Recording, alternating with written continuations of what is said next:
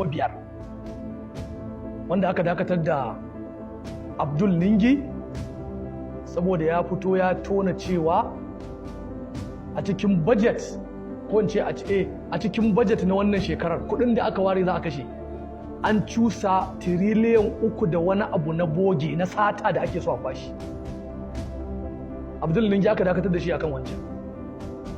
Sanatocinmu na arewa suna kallo aka haɗa kai da su aka yi wancan abin aka gama. Dama tun a wancan lokacin na gaya muku wannan abin da ake arewa ce ake so a lalata, shi yasa duk wani sanata da yake wani motsi da yake da farin jini da yake iya faɗa a ji a majalisa da in an yi ba daidai ba yake iya fitowa a faɗa, to za a girgije shi, za a masa wulakanci, a bashi tsaro, a yi kaza a yi kaza. Na faɗa wancan lokacin. Sai gashi yanzu ya ƙara maimaituwa a yau ɗin nan Laraba. Sai gashi Ali Indumi ɗaya daga cikin manya-manyan sanatocin da a majalisa baya yadda kai tsaye a ci mutuncin 'yan arewa ko ai wani abu da bai dace ba, domin sanata ne wanda yana da kokari daidai nasa, ba na ce bai da kurakurai ba, amma yana da kokari daidai nasa. To abin da ya faru saboda yayi magana akan cewa Tinubu an waye gari a yanzu akwai waɗansu mutane da suka zagaye shi ba sa bari a ganshi bari a gaya mata gaskiyar abin da yake faruwa a Najeriya. Kurin da ya faɗi wannan shine a yau aka cire shi daga mukamin da yake kai a majalisa, ba wai an cire shi daga sanata ba, a'a shine bulaliyar majalisa.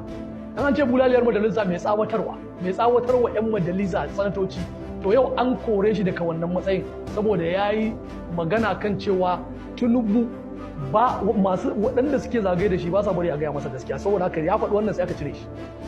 Kuma abin da zai baka mamaki har da wasu munafukai daga cikin 'yan Borno 'yan uwansa, wasu ƙungiyoyi na banza munafukai sun fito su ma suna bakin suna goyon bayan sanatocin da suka yi wannan aikin, har suna cewa za su hukunta shi. In kun fasa hukunta Indimi, Allah ya tsine muku, Allah tsine muku albarka in kun fasa hukunta shi, in kun fa da abin da za ku yi. Kuma ya faɗi gaskiya. Kuma dama shi kansa Indimi din a wancan lokacin da aka dakatar da Abdul Ningi, shi ma ya dan so shi ma ya bada gudunmawa a wancan lokacin. Shi yasa nake haska musu cewa wannan abun su aka nufa ba su sani ba. Kuma abin da zai baka haushi, sanatocin da suka zo suka yi makarbiya sai an dakatar da Indimi din nan fa, wasu daga cikin su fa yan Edo State ne, sanatocin kudancin Najeriya ne suka taso suka yunkuro saboda rashin mutunci. Amma sanatocin mu na arewa kuna ina kurin za a dinga ɗauke sanatoci, za a dinga waɗanda suke da muhimmanci, waɗanda suke da mutunci, waɗanda suke suna ƙoƙari a Senate, waɗanda suke kare arewa a duk wani sharri da yake tunkaro ta a Senate a cikin sanatoci. Kuna ina ake musu wulaƙanci, kuna ina ake musu irin wannan cin kashi? Ku ragowa me amfanin ku? Billahi lazi na rantsi da Allah, idan ana taɓa irin su Indimi, ana taɓa irin su Abdul Ningi, ba kwa cewa komai, kuma an kusa zuwa kanku. Dukkan ku sai an ci muku mutunci, kuma za ku ce na faɗa muku ku je ku rubuta ku aji, saboda kun zama ba ku da hankali, ba ku san abin da kuke yi ba. Ko in an zo da irin wannan ba za ku tashi ku yi magana ba, abin da Indimi ya faɗa ƙarya ne. Kuma ina gaya wa su sanatoci, wannan fa takalar mu faɗa ne mu 'yan Najeriya. A lokacin da samari suke shirin yin zanga-zanga saboda zalunci da ake musu, a lokacin ne wani ya fito yake faɗar gaskiyar abin da ke tafiya, a lokacin za ku dinga dakatar da mutane, kuna takalar mu faɗa ne fa. Shi yasa gwamnatin Najeriya ita ce ba ta son a zauna lafiya ba talakawa ba.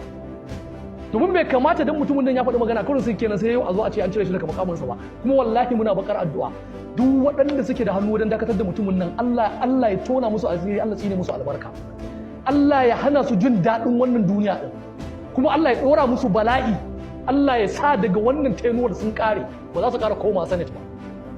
Mun muku bakar addu'a, da abin da za ku yi in kun isa ku je ku yi, tunda ku ba mutanen kirki bane, mutanen banza ne.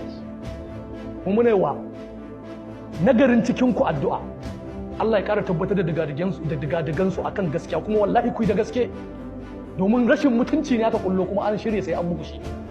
Wannan shine gaskiyar magana abin da muke gaya muku. Da fatan Allah subhanahu wata'ala ya kawo mana zaman lafiya. Duk waɗanda suke son su ka tashin tashina cikin ƙasar nan, ya Allah ka tona musu asiri, Allah ka ɗora musu bala'in da ba za su iya wa. Wassalamu alaikum.